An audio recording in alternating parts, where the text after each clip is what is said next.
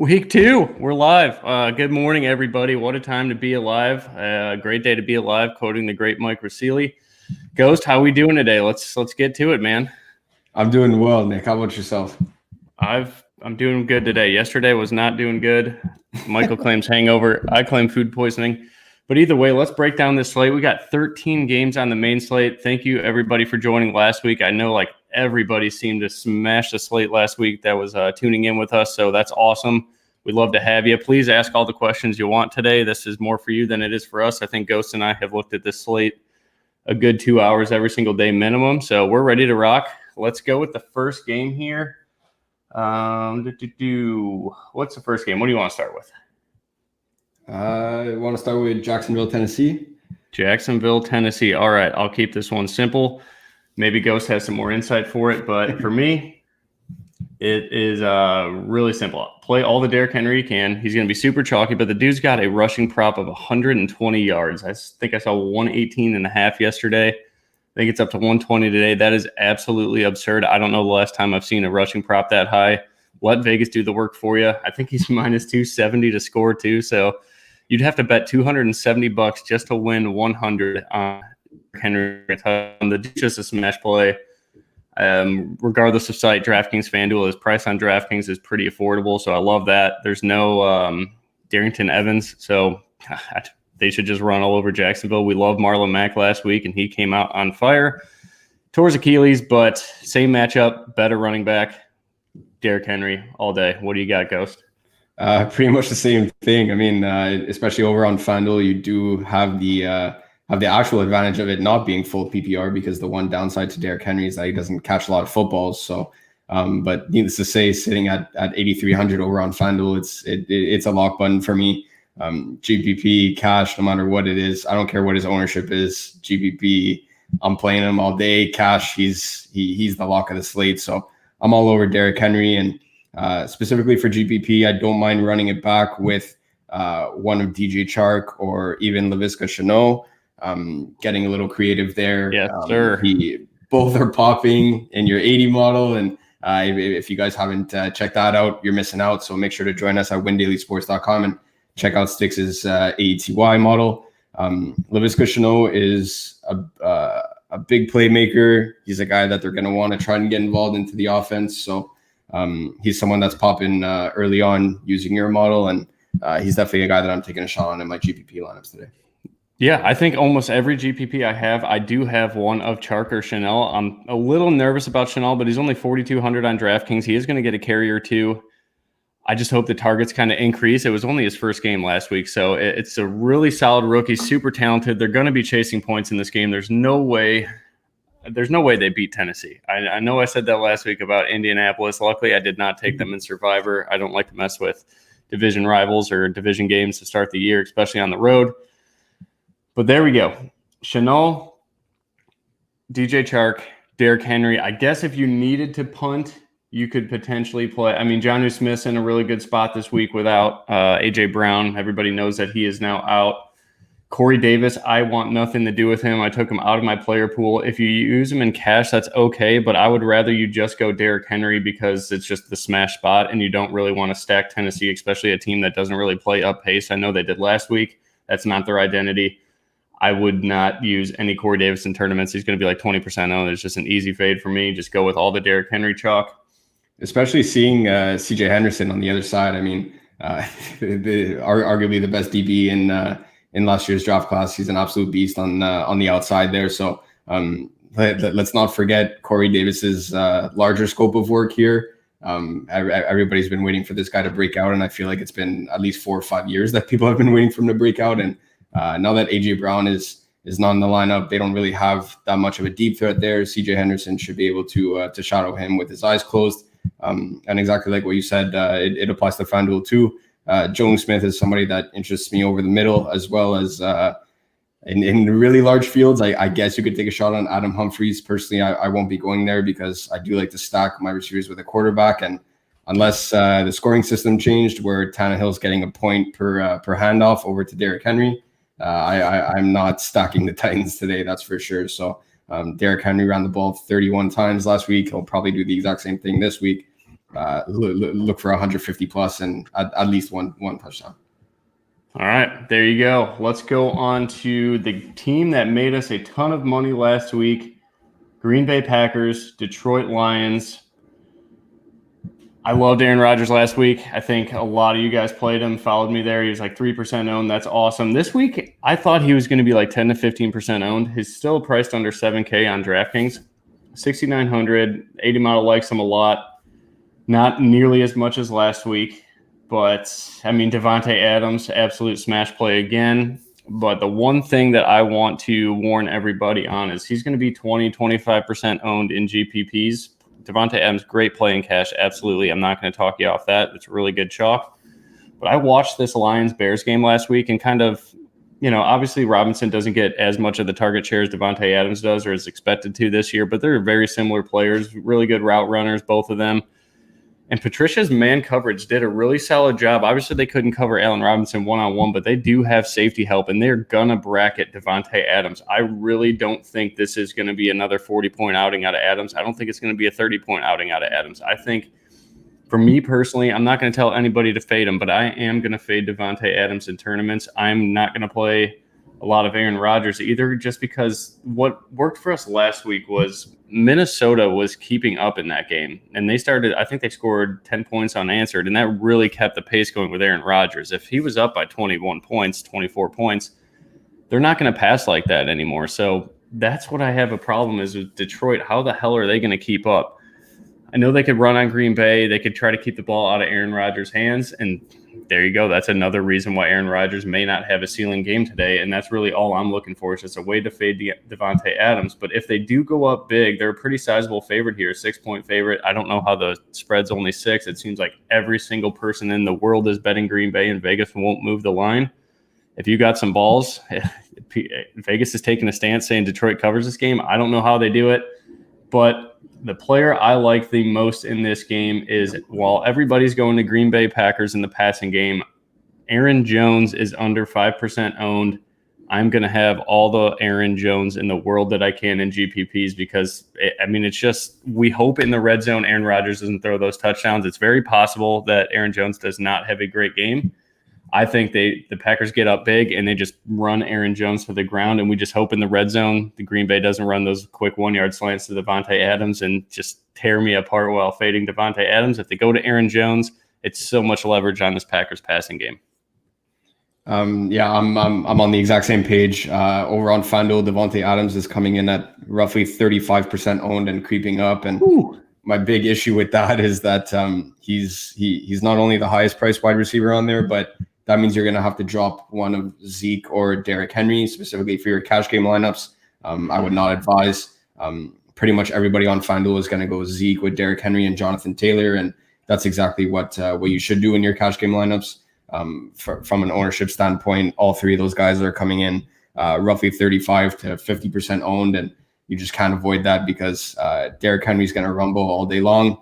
And if Zeke and Jonathan Taylor end up doing their thing, you're really behind the field, and you're hoping for a ceiling game again from Devontae Adams. And with that Matt Patricia man defense, I'm not really buying it at 8,600 on FanDuel, especially with it being half-point PPR and not full-point PPR. Other than that, if you are running a Green Bay stack in your large field tournaments, from an ownership standpoint, definitely think you got to get Aaron Jones in there. We could definitely see a multi-touchdown game from him today.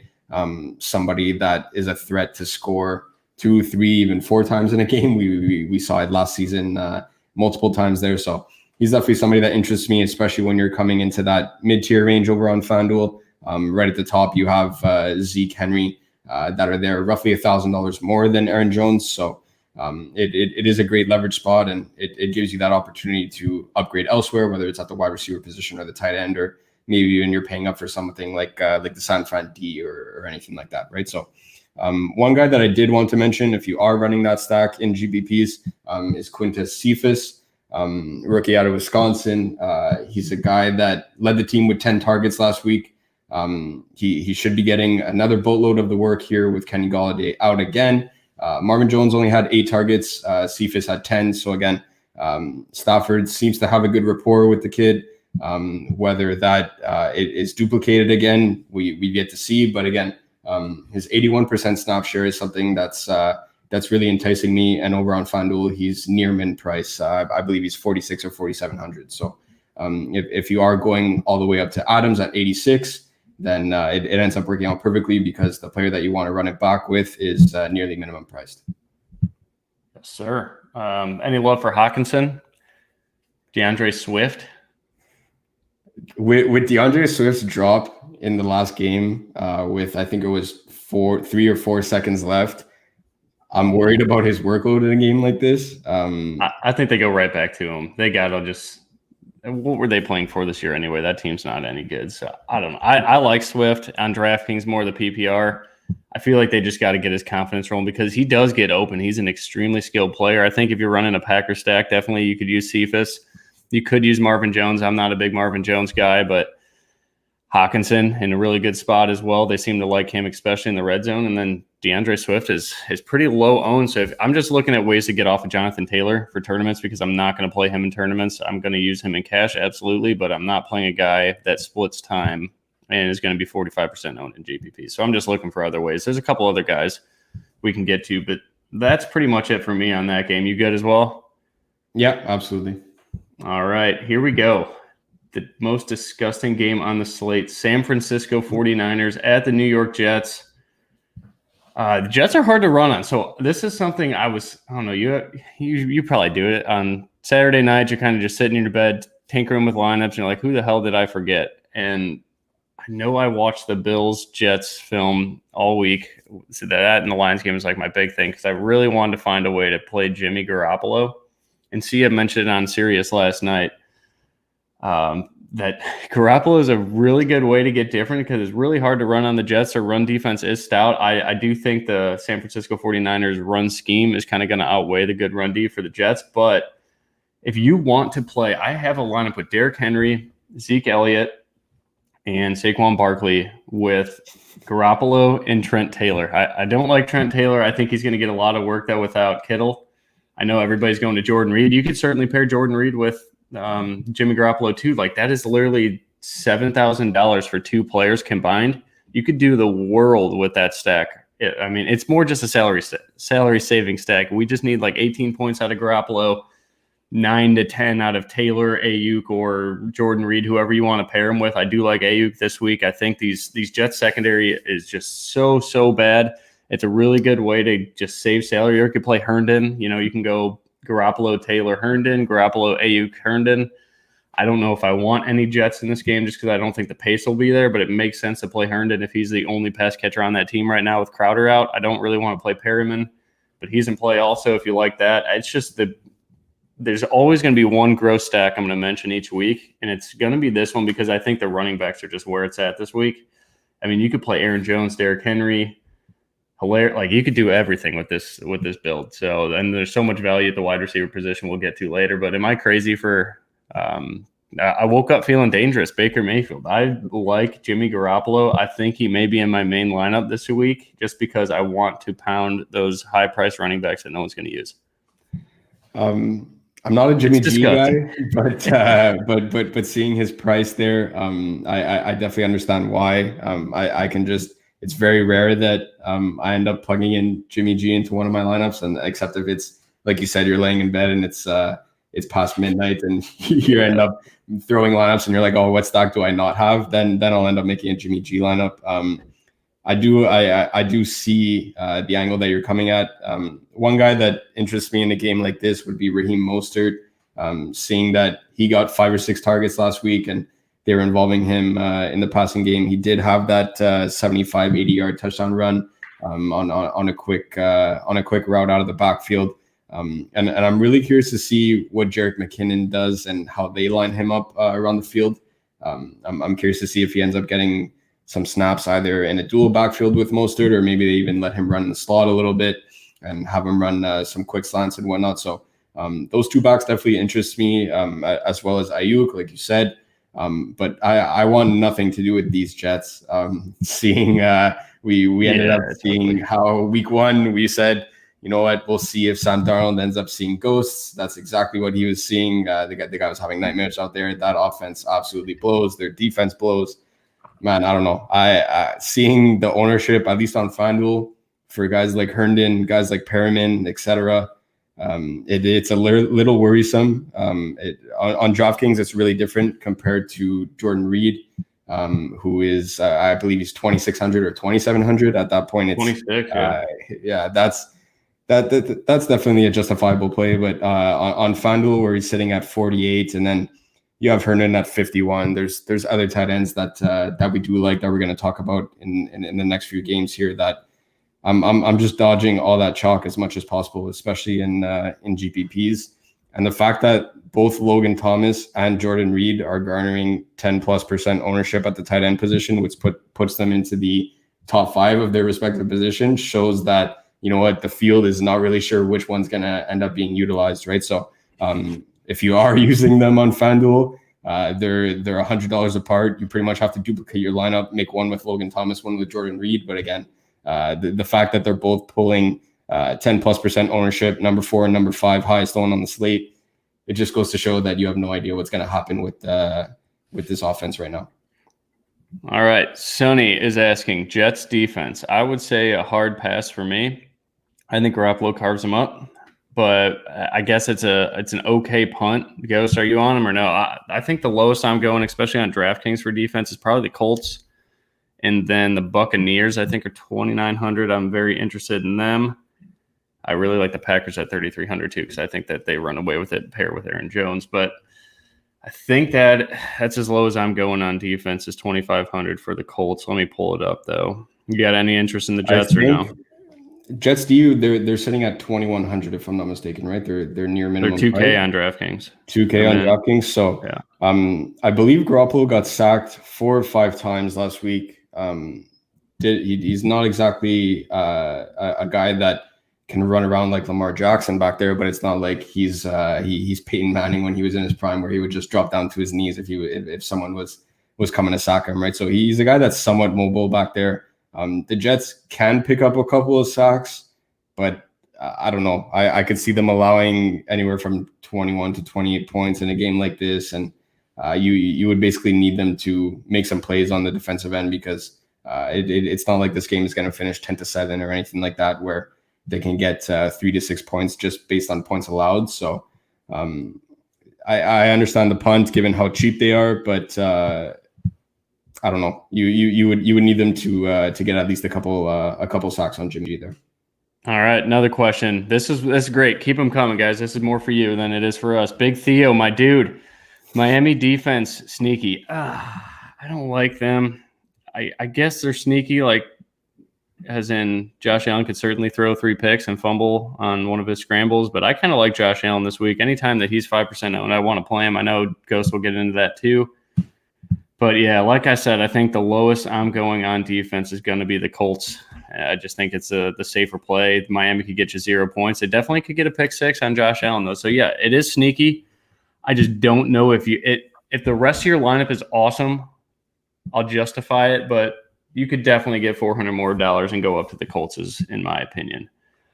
Dre, Jimmy G, and both Taylor and Adyuik. I would say probably just one, just because we know how much this team likes to run the football. I don't see Jimmy G going off with 2 receivers. It's similar to how I feel about, like Cam Newton last week. I think if he was to have a big passing day, it's not going to be to 2 receivers. I think Jimmy G's the same way, kind of like with Josh Allen too. I know actually John Brown and Diggs did have solid games last week, but they just don't pass enough to kind of double stack it, in my opinion. Ghost, you got anything there? I'm sure you're with me on that one, right? Yeah, 100%. Given that even though the Jets' run D is very stingy, I do expect them to pound the ball all day long in a game like this, especially if the Jets can't keep up necessarily. So I would just limit it to 1 pass catcher. All right. Yeah. I mean, Dre, with that stack, if you're just using Jimmy G and Taylor or Jimmy G and Adyuik, you already have so much salary relief. Just go with that, because that's really the point of that build, is just to jam in other players that are going to blow up on higher salaries. Stephen King. This is not the Stephen King, is it? The writer? Love your novel. That'd be sweet, man. I don't read, but if I did, I would read one of your books for sure. If I'm stacking Mahomes and could only pick one of Kelsey and Hill, Kelsey all day. Ghost said it earlier. I was going to get to this game. So many people are punting tight end this week. Travis Kelsey is going to go unowned. It's a perfect spot. The Chargers they have solid corners on the outside. It's just going to be a pass funnel in the middle of that field. I absolutely love Kelsey today. I do like Tyreek Hill too. Any matchup, it's anytime he could blow up. But yeah, Kelsey for me on that one. Jonathan Taylor with Hines, okay. I would say absolutely not. Don't use them both, right? Because Jonathan Taylor's more of if the Indianapolis Colts are winning, he's going to get a lot of tick. If they're chasing points, it's going to be more Hines. I know we saw Taylor get 6 catches last week. I do like that. But I don't really see you using them both together at all. Someone's asking about ice hockey and Major League Soccer. I'm going to pass on that one. Let's get to the next game. New York Giants, Chicago Bears. Trubisky stacks again, baby. All right.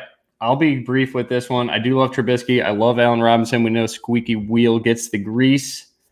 Chargers D seems okay per projections, right? We did update the projections. I think they went down. I will not play the Chargers D because it's going against Kansas City. I think our first draft of the projections accidentally coded it as last week's matchup, so we should be good there. Yeah, take the Chargers D out of your player pool. You do not want to go up against Mahomes in the best offense in football. Back to the Bears. Trubisky always in play until further notice, especially with these cakewalk matchups. Giants secondary is real bad. Allen Robinson is going to have a field day. Anthony Miller, 1% owned again. I watched the tape. I said it earlier, the Bears and Lions.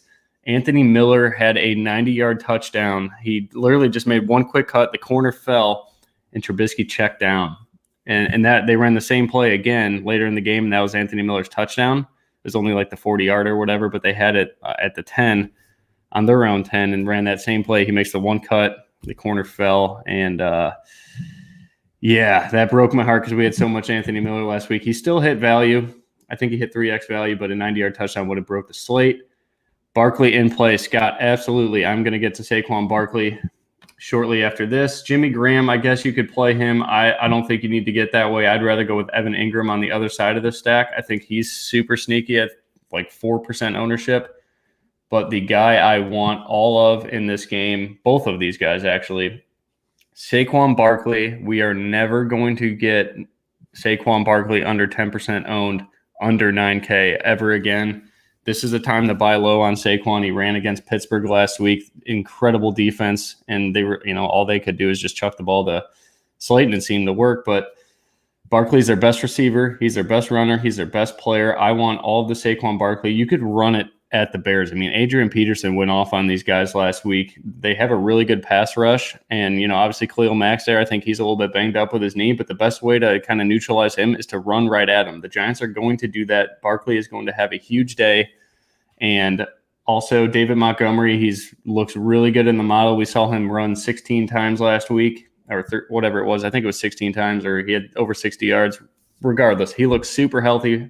The groin's not an issue, in my opinion. You could run on New York if the Bears get a good lead. Even if they don't, I think David Montgomery's going to be involved in the passing game. He got 3 catches last week. I love it. I think this is another salary-saving stack. If you want to go that way, you could just go Trubisky and Miller, similar to Jimmy Garoppolo and Trent Taylor or Adyuik, one of those guys. This is probably safer because we know Mitch Trubisky has a rushing floor as well. But, yeah, I have a lot of interest in this game. I definitely do favor the Chicago side more so than the Giants side. I can get down with a Trubisky, A-Rob stack, and I'm a big fan of both running backs in this game. Like you said, this is probably the lowest owned that we'll ever get a guy like Saquon Barkley, with everybody going after Zeke and Derrick Henry and Jonathan Taylor as their primary salary saver. They're pretty much pairing those 3 running backs together at least over on FanDuel. Saquon's coming in at roughly 5% owned, and he's only $400 more than Zeke, right? So what better way to get different in a large field tournament than to pivot off one of the best running backs in the league for another best running back in the league, right? So he's in a prime matchup. I do expect them to get him even more so involved in the passing game this week. And I'm really big on David Montgomery over on FanDuel. He's a guy that's a prime pivot for me right off that Jonathan Taylor chalk, especially for pivots. We expected big things for Monty heading into this season. Now that he seems like he's good to go, he's past his injury. This is a prime matchup for both running backs. Boom. Darius Slayton certainly in play. Clayton, I know Clayton is always playing. I think he's doing really well this year already. So let's go. Yeah, you could play Slayton. I think I'd rather go to Ingram or just use all the Barkley I can. That's pretty much all the Giants exposure that I want. You could play the Bears D if you wanted to. I'm not necessarily on it because it's how much I like Saquon Barkley. I mean, that's going to be my pivot off of Zeke Elliott. I'm not going to play a ton of Zeke Elliott in tournaments because he's super, super chalky, but for good reason. But Dallas's outline's pretty beat up. I just want all the Saquon Barkley this week and hope he has one of those ceiling games that he has, 3 or 4 times a year. Next game, let's go to the Rams and Philly. I love the under in this game earlier in the week when it was at 48, but now it's at like 45 and a half. You could play Jared Goff. I'm not going to play Carson Wentz. I don't really have a lot of interest in this game at all. Miles Sanders is going to be, 5% owned if you guys trust it. He says he's 100%. You could certainly run on the Rams. We saw Zeke do it all day on Sunday night last week.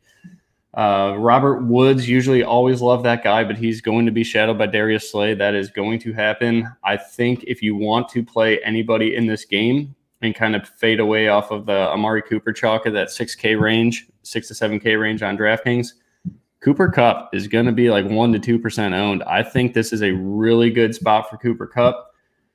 And the play action, I think he scores a touchdown, maybe 2 today. I really like his matchup. I kind of just dove into that's all the Rams do is run play action. But he's going to get Nicole Roby-Coleman on him a lot in the slot. I think that's a matchup that Kupp should absolutely smash. I don't want anything to do with the Rams running backs. Zach Ertz, again, anytime he's under 10% owned, I'm interested. I'm not going to go back to Goddard. I thought the field would be a lot higher on Goddard than they are, so it's not a terrible punt play. But I just don't like the pace of this game. I don't know. I'm scared of it. I don't have a good read on it. There's 13 games on the slate. I'm not going to force it, but the only guys I really like in this game is probably Cooper Kupp and Ertz. Yeah, my notes for this game were please avoid. So all right, I'm not really touching on anybody else. All right, nothing on Sanders. You think it's worth it, or wait and see? Yeah, if there are 2 guys that I would be playing in a game like this, Miles Sanders is somebody that interests me. I wouldn't be surprised to see a lot of people end up taking the wait and see approach, seeing how he comes back, which is definitely not a bad idea. But again, if you're trying to get frisky in these large field tournaments, he is pulling over 10% ownership over on FanDuel. He's approaching that CEH and Aaron Jones territory there for me. So given his price, I can get down with it. But there are other guys that I like. Raheem Mostert is there. That's $300 cheaper than him and roughly half the ownership. And Dallas Goedert, I was expecting more people to end up chasing his game from last week. Did lead the team in targets with 9. Ended up going for 8 catches, over 100 yards and a touchdown. As we said on last week's stream, we were dead on there in the sense that they ran a bunch of 2 tight end sets. Both him and Ertz were running routes, and it ended up being Goddard being the primary beneficiary there. But anytime you get Zach Ertz under 10% owned, exactly like what you said, he's one of the best tight ends in the game. So I'm okay with playing one of Zach Ertz or Goddard, maybe Miles Sanders, but for the large part, I'm avoiding this game. Like you said, Robert Woods has Slay on him, and the only way that I see him returning value on FanDuel, because it is half-point PPR, is that they just run a bunch of screen passes to him, similarly to what they did last week, and he's going to have to get a bunch of yards after catch there. But it's a very tough matchup here. I'm not too interested on either side of this game. One thing that interests me though is Miles Sanders is even money to score. That is wild. Saquon Barkley's plus 115. So that was like, all right, what the hell is Vegas know? But so apparently Miles Sanders is good to go. If you want to play him at GPPs, absolutely. Next game, Carolina Panthers. Yikes. Against the Tampa Bay Buccaneers. I'm going to say it right now. I'm fading McCaffrey. He is pretty low owned, like 10 to 12%. It's just the price range at 10K is just way too high when we got Atlanta Dallas exposure that we need to get to. We got a Patrick Mahomes slate. We got a lot of really good players. We talked about Barkley. I'm just not going to use Christian McCaffrey. He has his 2 worst games of the season against Tampa Bay last year.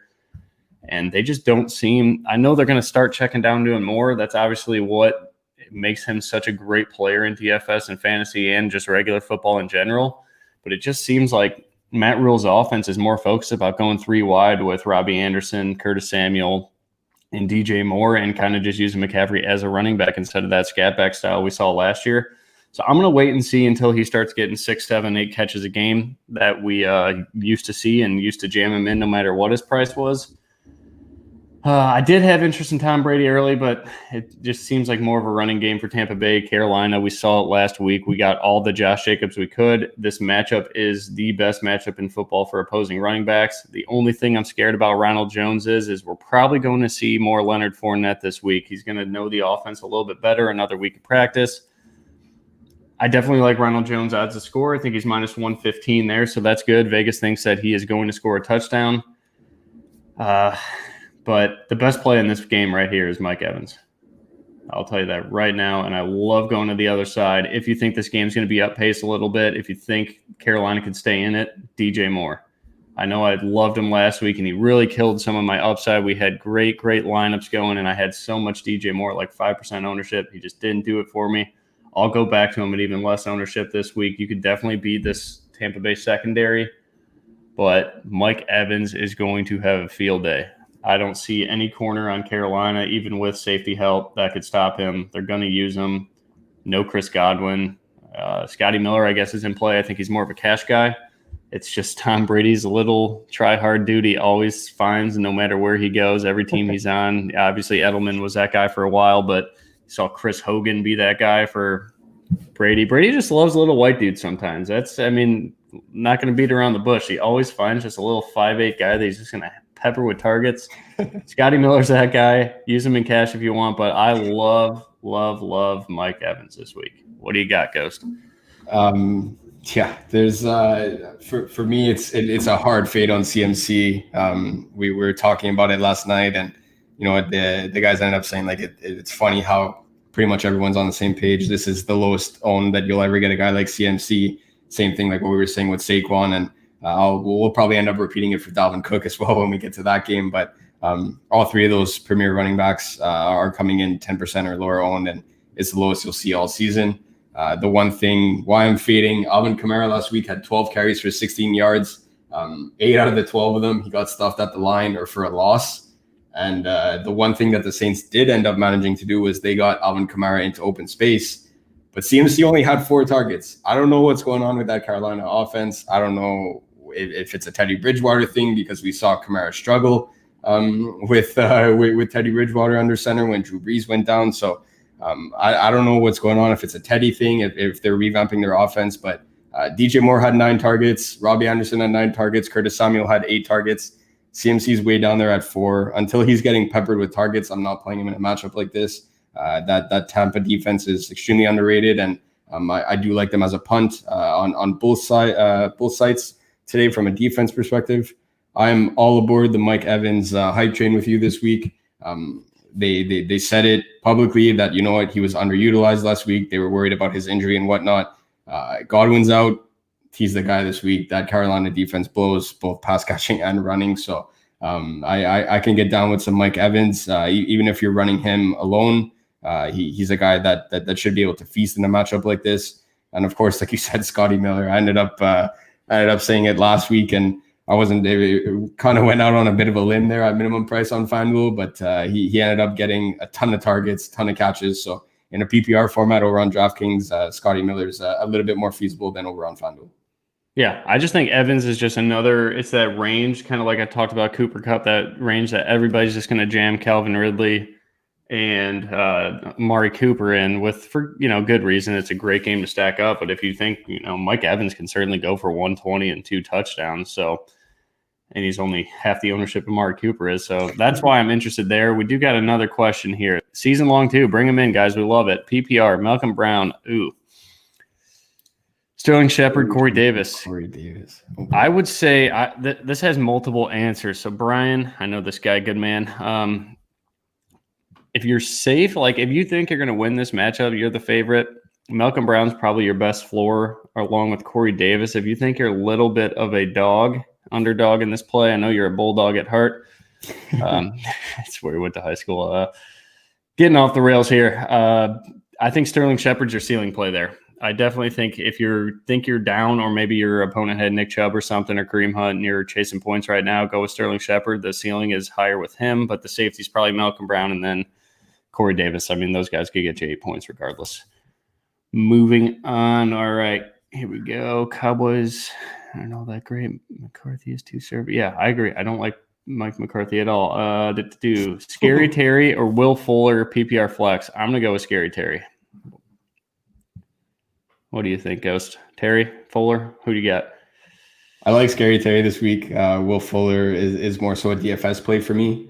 He's got a really tough matchup, but seeing his ownership that's there, and he's going to be absolutely peppered with targets this week in a game that they should be chasing from the get-go. So a DFS perspective, I do like Will Fuller, but for season long, Scary Terry definitely has a better floor this week. All right, moving on. With Patrick Peterson shadowing, I do not believe Patrick Peterson will shadow. That was something I was looking into. I don't think he's going to shadow at all. He usually stays to his side, doesn't he? Yeah, he plays the left side, I think. Yeah, he doesn't go to the right. So Terry will go all over the place. He'll play the slot. He'll play the right. Yeah, he's not going to shadow. So I know people say that sometimes. Make sure you look into it. Patrick Peterson will not be shadowing Scary Terry. We'll get to this game. I kind of want to play Hardman. So do I. Stephen King again. Man, you should be writing something right now. I want to play Hardman, especially with Robinson dropping footballs last week. I am the biggest Mecole Hardman truther there is out there. I just think we're going to have to wait a couple of weeks for him to get a roll, but he's 3,800. I mean, and Millie Maker only. Do not play him in a single entry. You do not need to get that cute. Yeah. Next game. The model loves a player in this game. It is Denver and Pittsburgh. I took every single player in Denver out of my player pool. I don't like Jerry Jeudy.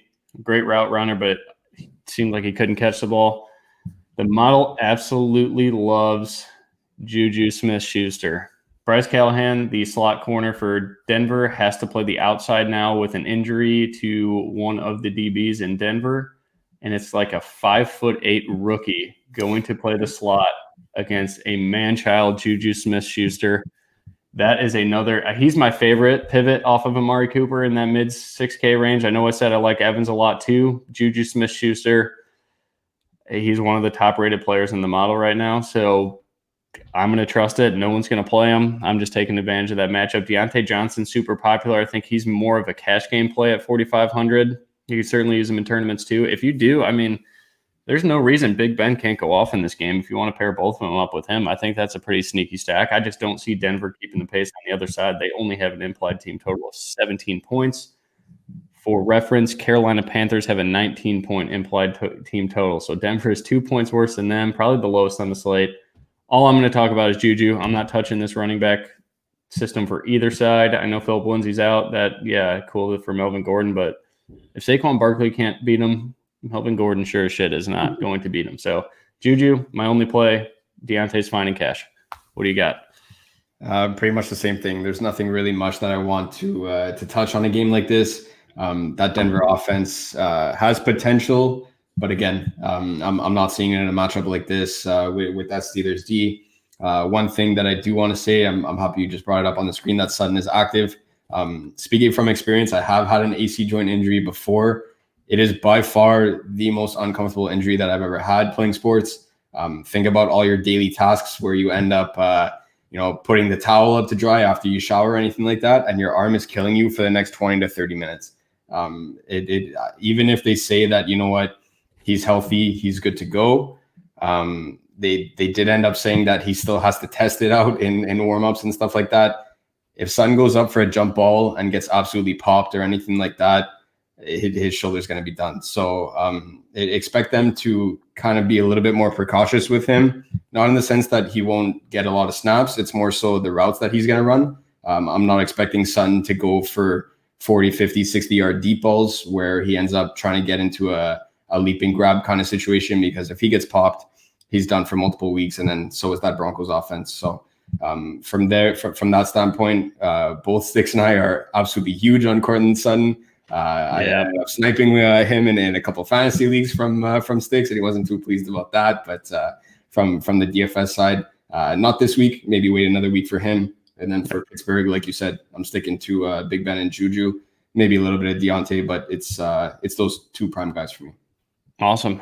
Coleman, Dak, or Brady? I think Ghost and I would agree big time. It's Dak. It's just the nuts matchup, man. Atlanta secondary so bad. I think if you wanted to stretch out and go play for the Atlanta Falcons secondary, you'd probably get a job. I think all of us could. They are bad. Isaiah Oliver, bad. Just use Dak. All right, next game. So we're on Juju. Little sleeper in the GPP area. Here we go. Atlanta, Dallas. Everybody's in play. That's my take. Let's look at the ownership, though. Dak's at 13% now, getting up there with Kyler Murray for the chalk play of the week. Matt Ryan, under 10%. You could always use him. I think the Miles got him projected for 298 passing yards, which is the highest on the slate. That's kind of just who the Falcons are. They're going to throw it that many times. Zeke Elliott, super chalky, but why is no one playing Todd Gurley? I get it. He looked like he was 55 years old in the second half of the last game, but he came out like a bat out of hell to start that game against Seattle. He started very hot. At 5% ownership and only 6,100, that's usually what I'm looking for is cheap exposures to the chalk game. Like using Zeke Elliott's not going to do a whole lot for your lineup if everybody has them. And then jamming in like Julio Jones or Calvin Ridley, that's the build everybody's going to have. So I think something I'm very interested in, I'm for sure it's going to be like last week with Atlanta, Seattle. I want one guy on each team, like one Seattle or one Atlanta, one Dallas on every single lineup I have for the most part. And the way I'm doing that seems to be Todd Gurley because he's cheaper because I have interest in a late stack that we'll talk about. Michael Gallup, super cheap. He's 5,600. And they're all pretty heavily owned. I mean, CD Lamb's 20% owned. I think that's the easiest fade on the board for sure. It's just they're kind of looking at it the same way. How can I find cheap exposure to Dallas? And CD Lamb is that guy. I'd rather go up to Gallup or Cooper. I know Cooper's pretty chalky too, but he's just got the best matchup on the field. I think Gallup's going to get a lot of Isaiah Oliver too. He will score a deep touchdown this week. I know we had the PI last week. That's same play is going to be ran. He is going to burn Isaiah Oliver. The same exact play that Metcalf scored on. It'll be on the left side of the field. Isaiah Oliver is going to just turn around and watch Gallup go galloping right by him. There you go. There's a little drum thing. I need a drum set. Calvin Ridley, love him. Julio, love him. Julio's got a 7-catch prop, 90 yards. That's pretty sexy. And then Hayden Hurst. That is a guy I love a lot. I thought his ownership would be down after last week. He's around 10%, but I would rather play a 10% owned tight end that's going to be involved in the passing game in the highest total game on the slate instead of a guy like Jordan Reed, Chris Herndon, and Logan Thomas is like 15% owned or whatever. Yeah, I'd rather go to Hayden Hurst. Again, cheap exposure to this game, so you can go Gallup Hurst when you're not stacking up this game completely. You can go Gallup, Gurley, whatever you want to do. Zeke's obviously in play. Everybody's in play. I could just talk about this game for a half hour, but I am not going to be eating that much chalk because I need to go elsewhere. So FanDuel, the chalk is even worse. So specifically at the wide receiver position, you have Amari Cooper, Michael Gallup, and CeeDee Lamb coming in as the number 2, number 3, and number 5 owned players at the position. I'm really big on Amari Cooper this week. Michael Gallup is probably my number 2. CeeDee Lamb is definitely somebody that could break out, but there's no way that all 3 of these guys end up returning value where you're running Dak with all 3 wide receivers. I mean, I know we saw it last week with Matt Ryan and Julio, Gage, and really all did well, but again, it came at the cost of Hayden Hurst not doing well, who we did say to fade last show. So that was good as well. So if you end up playing all 3 of these Dallas wide receivers, it's because you think a guy like Zeke Elliott is not going to do anything. And the moment that comes out of your mouth, you just end up saying, no, that doesn't sound right. So you're going to have to pick and choose one of these wide receivers. Amari Cooper is the clear-cut guy for me here.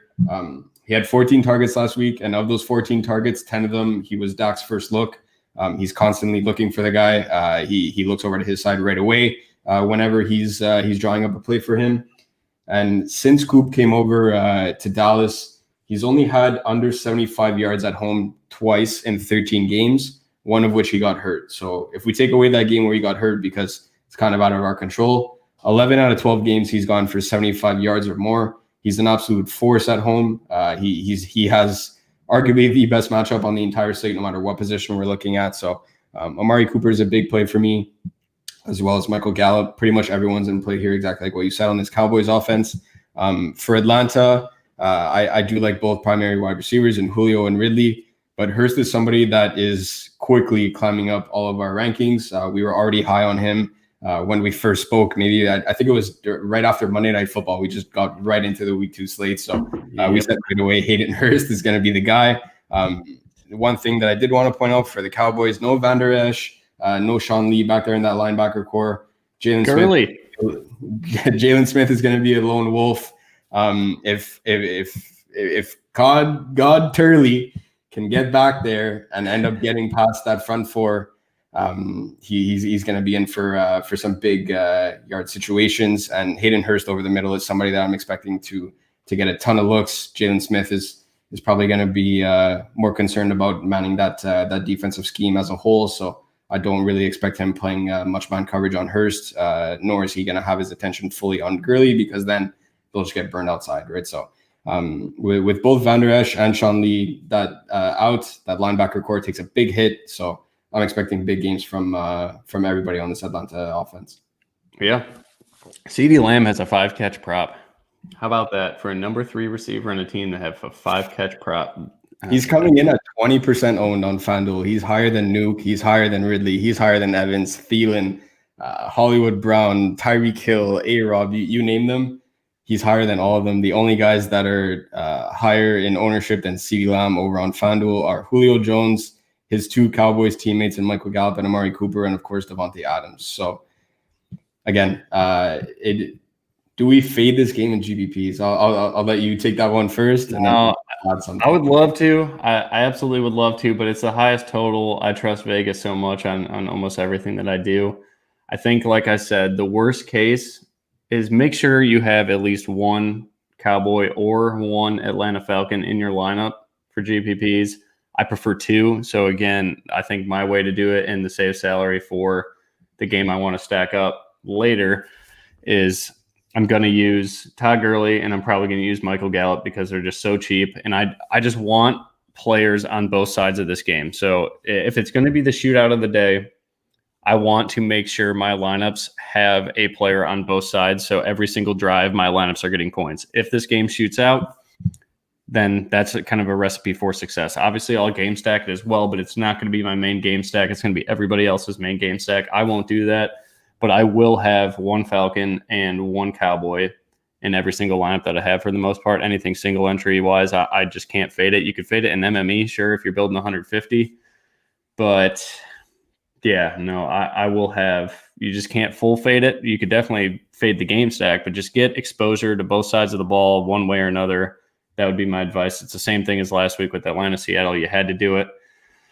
How do we prioritize this game with some of the other stacks you like in the pivots? So I just kind of said it. I think the way I'm going to go is Gurley and Gallup, or you can go Hurst and Gallup. I think that's even better because you don't really need to rely on an old running back like Todd Gurley with bone on bone in his knee. That's not a good situation. So I think Hurst and Gallup is probably the best way to go. I'm calling it now. Gallup will score a touchdown on a go route with Isaiah Oliver in coverage. So I really like that.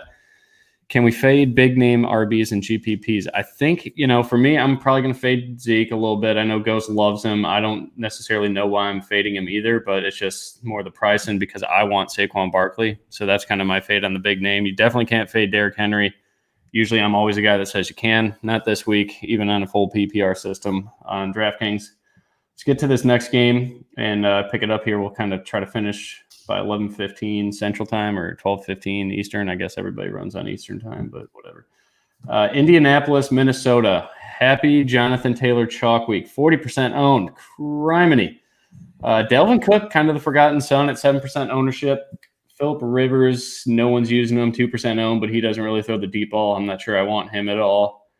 I think he's fine for cash maybe if you want to do that. Paris Campbell, one of the best matchups on the board. I said it last week why I loved Green Bay so much is that Minnesota's secondary is probably worse than Atlanta's, and people really don't realize it yet. I don't know why, but I mean, Indianapolis too on the other side, they're pretty bad. Thielen, I think he's in a great spot this week. He's under 10% owned. I'm not a Thielen guy, so I got to like him a lot to ever mention his name. So Delvin Cook and Thielen for me in Minnesota, I'll have interest in them. I'm not playing any of these tight ends. I guess you could play Mo Alley Cox if you want to, super cheap. Rivers loves the tight end, and his name's Mo Cox. We could all use some Mo Cox in our life. So he's only $3K on DraftKings. But yeah, I'm going to use Jonathan Taylor in cash just because you kind of, I don't even know if you have to. I said you had to earlier in the week. I'm starting to think you could pivot down to other people. But if you do like Minnesota, I think you could definitely use Kirk Cousins, Adam Thielen, maybe Dalvin Cook, and run it back with, T.Y. Hilton or Paris Campbell and Nyheim Hines on the other side. This could be a sneaky game stack. What do you think, Ghost? I absolutely love this game. All aboard the Paris Campbell hype train. I think this guy absolutely goes off this week. I have a ton of him, and I'm not afraid of it at all. He's the guy that led the team with 9 targets, and the most impressive stat for me, 95% of snaps. Yes, sir. 95%. The guy did not leave the field. What more can you ask for a guy like that? He's got a primetime matchup. That Minnesota defensive backcourt is absolutely atrocious. They no longer have Xavier Rhodes, and Xavier Rhodes in his prime to add to that. So you know what, that Minnesota D is not what it used to be. And you know what, Paris Campbell and Ty can both take advantage here. I do like Paris Campbell a little bit more, but again, T.Y. Hilton's one of those guys that can be a big playmaker. Adam Thielen, 32% target share in week 1. It's exactly what we expected from him coming out of this offseason, where guys like him and Eckler and DJ Moore were getting all the hype and whatnot. So he's a guy that, again, if you're running it back in this game, for me, I'm on the exact same page of you. It's one of Thielen or Dalvin Cook. Typically, I'm going 2 of Indy and 1 of Minnesota, but of course the opposite of that works as well. Similarly to what we mentioned with Saquon and CMC, this is the lowest you'll ever get Dalvin Cook on an entire slate. So definitely a good matchup. The last thing I want to add is because it's probably one of everyone's questions is what will happen between Nyheim Hines and Jonathan Taylor. So since Mac went down, stats in second half, both Hines and Jonathan Taylor played 20 snaps. Nyheim Hines got 2 carries. Jonathan Taylor got 11. For those of you that are maybe listening and you're checking the box scores as I'm talking about this, you'll see that Jonathan Taylor had 9. It's because 2 of them got called back for penalties. So technically, it's still 11 carries for me. A touch is a touch. It was a play that was designed for him. So Nyheim Hines, 2 carries, Jonathan Taylor to 11. Nyheim Hines did run more routes than Jonathan Taylor, but Jonathan Taylor got way more targets, including red zone work. So the hype is real. This guy's coming in extremely chalky. On FanDuel, you pretty much have to lock in Zeke with Henry and Taylor in your cash games, but in tournaments, don't be afraid to fade. If Minnesota ends up keeping up with this game or actually ends up leading, then maybe we see a bit more Nyheim Hines than we're expecting. But all the stats point to Jonathan Taylor being the guy today. Yeah, here's a good one from Thomas. Tyron Smith is out. Yeah, it's another really good reason that if you're looking for, who was that was asking? Baby Carrot was asking, can we fade big name RBs and GPP? This is a reason I'm not necessarily interested. I mean, I'm interested in Zeke. I'm not going to say I think he's matchup proof regardless of the line, but it's not going to be the Zeke Elliott offensive line that we're used to. I know this offensive line's not even as good as it was last year with Travis Frederick left, right? He retired or whatever. Yeah. But yeah, so if you're looking for a reason to fade someone at 30% ownership, there you go. Thomas tells you why you could fade Zeke Elliott, and obviously Dak's gonna kind of run for his life a little bit here too. But I trust it. He gets the ball out of his hands pretty quickly, so I'm not worried about Dak. I think he's still the smash play in cash games for sure. FanDuel is the same thing too. Like if you're entering, if you're wondering which running back to pivot off of between Zeke and Derrick Henry, for me it's Zeke all day. Seeing 40, 45, 50% ownership on a guy like that, it's a great point that Tyron Smith is out.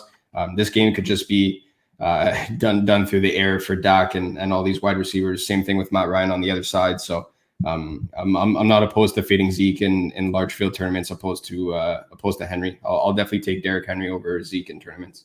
Yep. I mean, if you use them both, you're looking at aggregate ownership of 90% right there already. Yeah. So that you got to get really different after that. And then if a lot of people are building that, they're probably going to be getting it different in the same way you are. So just keep an eye on that. All right. Next game. Love it. Josh Allen season, baby. I hate this guy's a quarterback, but he is a fantasy producer. I'm going to have a lot of stacks of Josh Allen and Diggs. Maybe one of Josh Allen and John Brown. I think this is a Diggs blow-up game. No one on that secondary, Xavier Howard, anybody can keep up with Diggs. He is going to run routes and put on a show. The only worry I have here is Buffalo likes to run the ball. They couldn't really establish the run last week against the Jets. So this is a very solid game script for my boy, Zach Moss at 2% ownership. If you need a fade of Jonathan Taylor or a pivot, let's call it, Zach Moss, I think scores 2 touchdowns today, 85 all-purpose yards, smashes value. I absolutely love him at 4,800. And then the only thing on Miami that I am ever going to play is Jesus himself, Mike Gesicki. If I'm using Buffalo stacks, obviously Miami needs to keep the pace a little bit. And I think this is Gesicki's game. You could always beat Buffalo in the middle of the field. We saw Herndon get a shit ton of targets. Crowder had a shit ton of targets last week in the middle of the field. Gesicki plays the slot. He plays tight end. It's Gesicki season. Dev Singletary. Let's see. I think this is a really good game for Devin Singletary. I'm more going to Zach Moss, but if you think this game is going to be a little up pace, you could certainly use Singletary with Josh Allen. You could use Josh Allen naked, and you could use Diggs. I don't like to double stack with Josh Allen, but Singletary is certainly a sneaky play this week. And James Robinson. Sorry, we're kind of going all over the place, but I love the questions. James Robinson ran all over Indy, so another reason to love Dalvin Cook. I forgot to say that. Would you start Moss over Hines in a 5-point PPR? I love Moss this week. He's scoring a touchdown. So, yeah, I think I'm going to say that. But either way, on this question, Thomas, I don't think it's going to make or break your season or your season-long matchup at all. I think Hines is in a good spot. I'd rather play him in full-point PPR. So the half point, give it to Zach Moss. Again, Gesicki, the only guy for Miami. Ghost, I know you love this one. Take it away. The floor is yours, my man. So Josh Allen, everyone's saying, oh, this guy can't throw. He never had a 300-yard passing game. Boom, comes out week 1, 312 yards. Let me stop you there real quick. His player prop was 218 yards, and the model said 272, and that was just the biggest discrepancy of them. And I didn't bet it because I was scared of Josh Allen. So don't let him. If you think you got a good system, you can't go with emotions. If the numbers are the numbers, that's what you're betting. You're not betting players. You're not betting teams. You're betting numbers. That is the way to make money in this industry. And I got scared. I'm a coward, so I'll go do a lap. But go ahead, Ghost. Sorry. And if you're off my chest. If you're betting numbers, the best way to do it is with my man Stix's model. So make sure that you do that. Josh Allen, first career 300-yard pass game. 46 passing attempts in a game that they won by 10. They pretty much had control of that game from A to Z. And you know what? He still threw the ball 46 times. Ran 14 attempts. Zach Moss and Singletary combined for 16. While we are expecting them to both get a slight increase here, given that they're not facing a stingy run defense this week. Josh Allen ran 14 times. Cam Newton last week versus Miami ran 15 times for 75 yards and 2 touchdowns. People are going to tell me, "Goes, yeah, but he had something to prove." It's the comeback tour. It's Cam Newton all offseason, this and that. I'm putting all that aside. All I'm looking at are the numbers, exactly what Stix said. Ran 15 times, 75 yards, 2 touchdowns. Josh Allen last week ran 14 times, 57 yards, and a touchdown. Give me Josh Allen all day long. I think he finishes as a top 5 fantasy QB this week, probably even the top 3 with Lamar and Mahomes. Let's go. I love it. Baby Carrot, Moss, FanDuel GPP. Absolutely. Let's go. Absolutely. DraftKings GPP too. The hell with it. He's going to score a touchdown. But yeah, I love it. I think Buffalo is probably my 3rd stack on the board of my favorites, but we'll move on here. Arizona, Washington, the model absolutely loves Kyler Murray. They got a 27 implied team total. Super high there. Man, Kenyon Drake, 20% owned. I feel like now you kind of have to use him in cash games. The field's just making us do it. Kyler Murray up to 15. Model loves him, but I don't know. This Washington defensive line scares me a little bit. I'm not going to eat Kenyon Drake chalk, or not Kenyon Drake chalk, Kyler Murray chalk. I think if I am going to eat any chalk in this game, it would be Drake, but even then, 20% ownership, that's pretty easy to fade. DeAndre Hopkins, absolute smash play. We saw the target share just through the roof last week. Scary Terry. If you do want to stack up this game, you absolutely could. I think it's going to be one of the higher paced games on the slate. So you could definitely go Kyler, D-Hop, Kyler, D-Hop, Kirk, Kyler, Drake, Kirk, Kyler, Drake, D-Hop, and then just use Scary Terry on the other side. Or if you believe in 20% owned Logan Thomas, go ahead. I'm off that for sure. I will not do that. Got a ton of targets, but Arizona is not who they were last year against a tight end.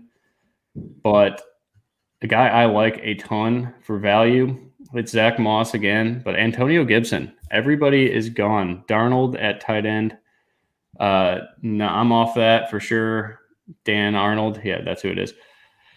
Yeah, Washington's awful at cover. I mean, they're bad at covering the tight end. They were last week, but Philly runs 2 tight end system. I don't see the Arizona runs 5 wide. I don't think you need to go to Dan Arnold at all. He got no targets last week, or maybe got 1 or 2. It's nothing special. I'm not going down there. If you want to in the Millie Maker or something like that, absolutely. You don't need to go there in single entry.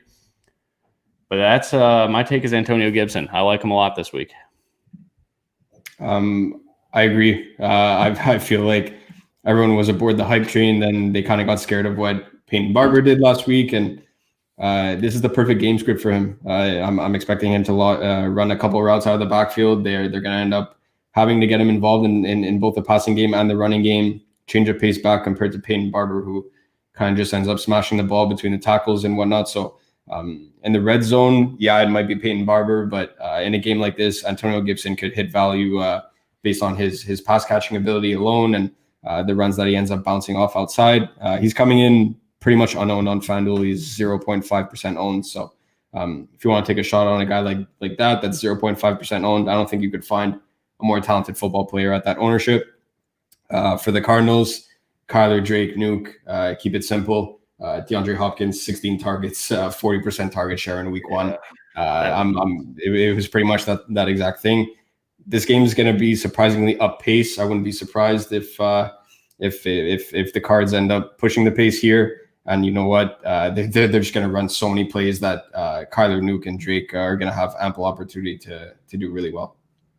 Yeah, I think it's a great game to stack up a little bit. It's going to be popular, so you got to get a little bit different with it, and that's where I really like Antonio Gibson. If we think Arizona's going to score a ton of points, that does not set up well for Peyton Barber. Peyton Barber sucks. I'm going to come out there and say it. The dude had, what he averaged, like 2 yards a carry.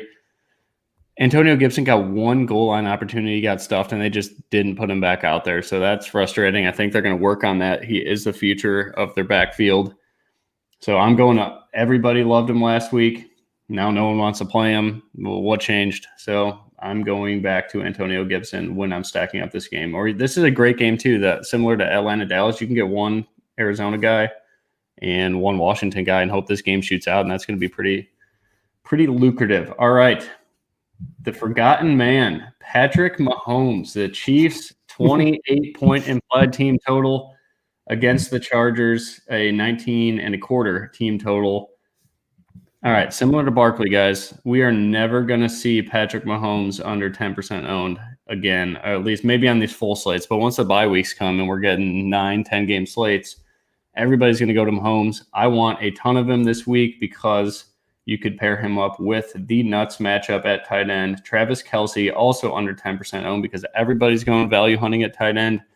One way to get different is go right there. Kelce, Mahomes, you could play Tyreek Hill. I'm not going to chase the Watkins points. I know his price is really lucrative and he's super cheap, but this is my favorite stack. It is Mahomes, Kelce, and then my boy, Mr. Air Yards, Mike Williams on the other side. I think Mike Williams is due for a huge game. Tyrod just chucks in the ball, and Mike Williams is diving all over the place, making just incredible catches. He's always out of bounds on him, though, but if there's any game for him to get right in Los Angeles to chase points, it's this matchup right here. You could definitely use Hilaire too. There's just so many great players. Austin Eckler, 3% owned. I know they didn't pass to him, but he's got a 4-catch prop now. So Vegas obviously thinks that the Chargers are going to figure it out, that they need to use this guy in open space as a pass catcher. It's a perfect game script for a guy like Eckler. And we saw who did we see last? So David Johnson have a really, really good game against Kansas City. Eckler's a better player. I love it. No, I don't get why no one's playing this game. Everybody's going to Atlanta, Dallas, but you could go Kelce, Mahomes, Mike Williams, and then go Gallup and Hurst. Or, yeah, you could go double tight end on this one if you want, or you can go Gallup Gurley. There's so many different ways to get Atlanta, Dallas into this stack, and I'm all about using it. Yeah, you could use definitely right here, Dre. You could use, certainly, put Kelce in the flex for the late day hammer if you want to. Just make sure the rest of your lineup has tons of touchdown equity. So make sure Derrick Henry's in that build if you could get him, or a guy like Zach Moss if you need more value. I love it. Give me all the Mahomes I can get this week. I just don't get it. Mahomes at 5%. Wow. What needs to be said more than that? I mean, you get a guy like Patrick Mahomes 5%. Tyreek Hill's coming in at 5%. Everybody's punting tight end, so pretty much nobody's going to play Kelsey and my favorite tight end on the board, which is the last game that we're going to talk about. So I just don't understand how people are not attacking this Chiefs offense. It's the best offense in the entire NFL, and it sets up for the perfect late game hammer. I don't know what better late game hammer you could have when everyone's playing Dak, everyone's playing other quarterbacks, Kyler, and then you're sitting there with the reigning Super Bowl champion and his electrifying offense, watching those 4 p.m. games as you climb up the leaderboards, right? So that's definitely a smash spot. One guy that I will mention that we haven't already is Hunter Henry. For your double tight end builds, if you are running it with Kelsey, I'm not opposed to running it with Hunter Henry as well. I did mention it last show that when Tyrod was the quarterback of the Bills and he was having his best years there, the leading wide receiver there, even with Robert Woods, even with Calvin Benjamin, everyone else was Charles Clay. I miss Charles Henry. Hunter Henry ended up getting 8 targets week 1, 5 for 73, very efficient. His volume alone pretty much makes him a tight end 1 here. So coming in at under 1% owned on FanDuel because everyone's paying down at tight end. A guy like Hunter Henry is definitely someone that interests me in the game stack that we're running it back, along with Mike Williams and Austin Eckler, who Stix already mentioned. Yes, sir. Mike Williams, Hunter Henry, Austin Eckler. You could definitely use Keenan Allen too. No one's talking about him. He has really good splits against the Kansas City Chiefs. But yeah, I was actually thinking of just going like earlier in the week. I was like, damn, the Chiefs are in Lamar Jackson and Patrick Mahomes are in the 3:00 games. I hate that. So I was like, I'm probably just going to play early only. And then I saw Mahomes at 5-6% ownership. It's pretty much similar to Lamar Jackson. I was like, all right, well, I know where I'm going. I'm going to late day hammer and pray Atlanta Dallas doesn't go too crazy, but I will have one player in each. So if they do go nuts, hopefully I'm on the good side of that with Gallup. And here we go. Baltimore, Houston, the last game. I want nothing to do with Houston. I guess if you're stacking this game up, you could certainly use David Johnson just because there's no one behind him with Duke Johnson out. Will Fuller, he's going to get a shit ton of targets. Maybe we see Randall Cobb finally play. But Hollywood Brown, Lamar Jackson, Mark Andrews, is there a better low-owned stack on the board, maybe like a 3-man? Because I can't afford Tyreek and Kelsey together if I'm getting Atlanta Dallas in that lineup. So if I fade Atlanta Dallas, I can play Tyreek and Kelsey, but it's just something I don't want to do this week. So is there a better 3-man stack than Hollywood Brown, Mark Andrews, and Lamar Jackson this week? There's not. You know how high I am on the stack, and I'm really happy that you asked me. Everyone's paying down at tight end. I kind of get it with all the value that's opened up. But there's a lot of landmines that we're going to have to avoid down there. You got Mark Andrews. That's the absolute force. We talked about it in week 1. We said that we did prefer Mark Andrews to Hollywood Brown. He ended up going for 2 touchdowns. Hollywood Brown did end up getting his. And I do like both guys there, actually running them. It's very rare that I run all 3 of them together. Typically, I just like to run duplicate lineups, one with Andrews, one with Brown, and pair them with Lamar. But this week, I do have one with all 3 of them. Andrews ran a route on 87% of Lamar's dropbacks. That is unheard of at the tight end position. 87%. I mean, the guy is not there to block. And when he does so extremely efficiently. And it's because Lamar is running a scramble play. So you're getting the points there from Lamar regardless. I mean, 87% dropbacks. I've never seen something like that for a tight end before. He's there to catch the ball. He's getting peppered with targets. He's a red zone machine. Like you said in your most recent article, he's probably close to, if not a lock, to lead the tight end position in touchdowns. I don't see how nobody's playing this guy. I don't understand. I mean, I do get the value at tight end. You have guys like Mo Alley Cox and Logan Thomas and Jordan Reed and Herndon and those kinds of guys. I just don't get it. He has the safest floor at the tight end position. And just by plugging him into your lineup and going value at either running back or wide receiver, that alone makes you super different in large field GPPs, because when people think of getting different with tight ends, they're thinking, okay, instead of Logan Thomas, let me go Jordan Reed, or vice versa, or anything like that. They typically like to stick to the same price range when people end up having the same core. So if you're spending $3,000 more at the tight end position and getting different elsewhere in your lineup, Mark Andrews is in a prime spot to me. I mean, that is by far my favorite stat of the week. 87% of dropbacks. Mark Andrews is running a route. Give me all the Ravens stocks that I can today. He's a receiver, man. He's absolutely a receiver. So there you go. I think Kelsey has the highest floor at tight end, but no one has the ceiling Mark Andrews has. The guy just, like Ghost just said, he is a route runner. He's not out there to block, and he is just a red zone monster. All right, let's do our favorite part recap of the day. Top quarterback in general, GPP quarterback, and we'll just do that. Top play and then our top GPP play. Quarterback, I will go top play is Dak Prescott, and I hate it, but no, it's Patrick Mahomes. Yeah, Patrick Mahomes. Final answer. Top GPP quarterback. I'm going to go Jimmy Garoppolo. I'm going to stand by it just because what I could build with him. So top play, obviously Dak's in a great spot too, but that's my quarterbacks right there. Top QB for me is Lamar Jackson over on FanDuel, and top GPP play coming in at 1.5% owned, which I'm trying not to fall off my chair as I'm reading this right now. Josh Allen. Yeah, that's great too. So many good plays. Top running back, Derrick Henry. I think Ghost would agree. And then my GPP running back, top guy is going to be Saquon Barkley, and then value Zach Moss. Top running back for me, Derrick Henry. You just got to lock him into every lineup. Top GPP, I will mention two of them because we're allowed to do that. I'm taking CEH and your boy Aaron Jones. And then top value running Jones. back. Sorry, guys. Aaron Jones for me. Yep. And then top value running back. If you're going with the chalk, you could go Jonathan Taylor. If you're going complete contrarian, Zach Moss. All right, wide receiver. Top wide receiver.